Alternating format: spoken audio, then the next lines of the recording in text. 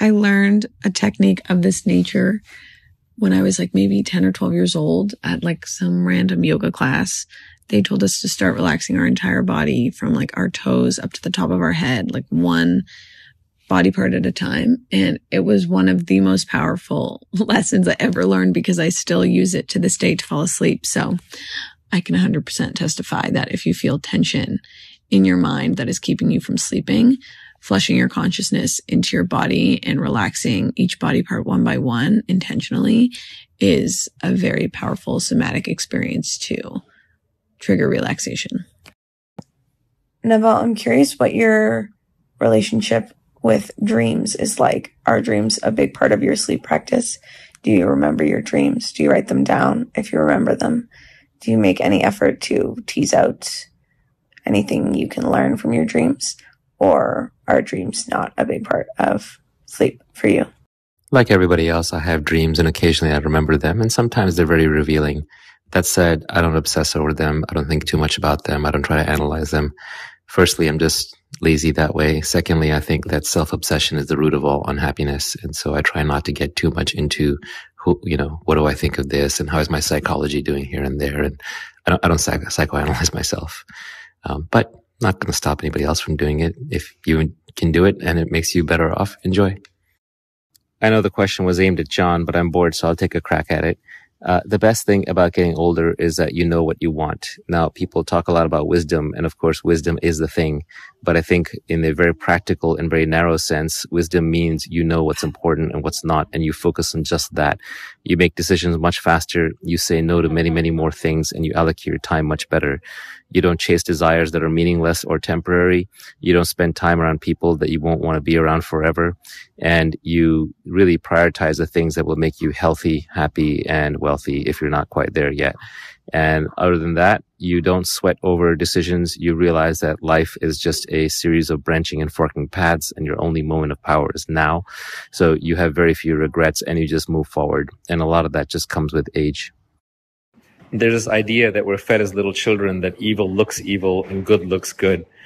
But the main problem with modern society is that evil is always clothed in the clothing of good, and good often looks heartless and evil because it imposes rules and laws and order that make society function.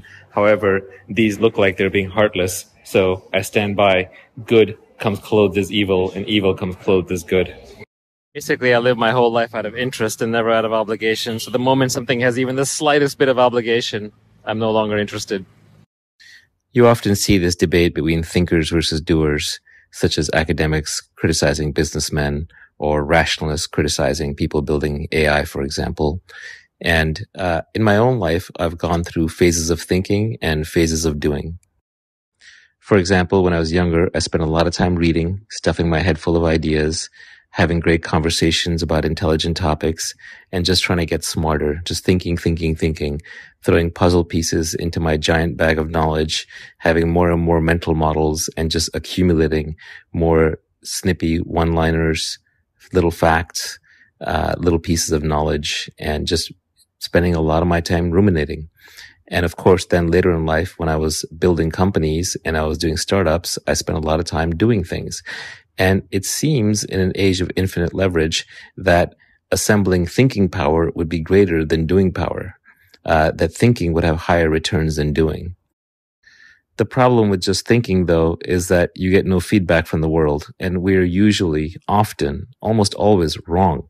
And reality just always collides with our conjectures, and we always have to keep revisiting them.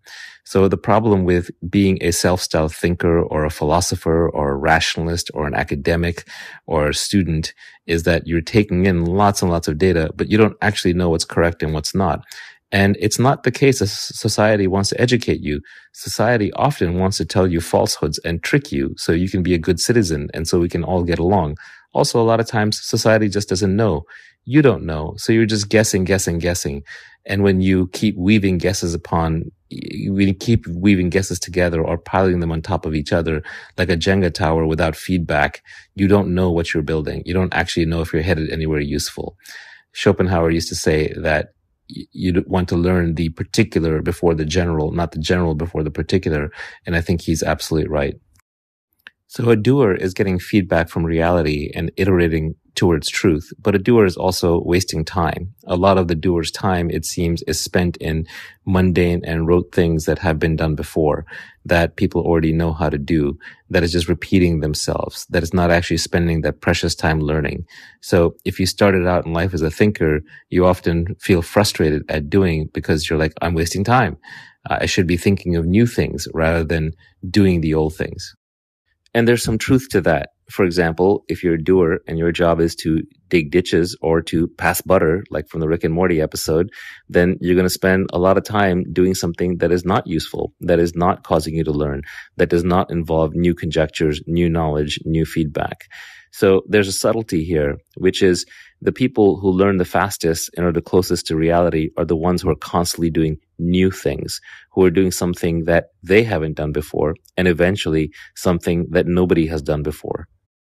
Who are these people who are doing new things all the time? I would argue these are, number one, practical scientists who, rather than just talking, are making new discoveries in their field, following their genuine intellectual curiosity and exploring new things. Second are artists, rebellious artists, not ones who are going out and writing the same book over and over in sequels or painting the same style, but who are always trying new genres, new styles, new books, new topics. And then finally, entrepreneurs who are building new things all the time, who are trying to solve unsolved problems. So if you are a doer who is constantly doing new things, then I think you're on the fastest learning curve possible.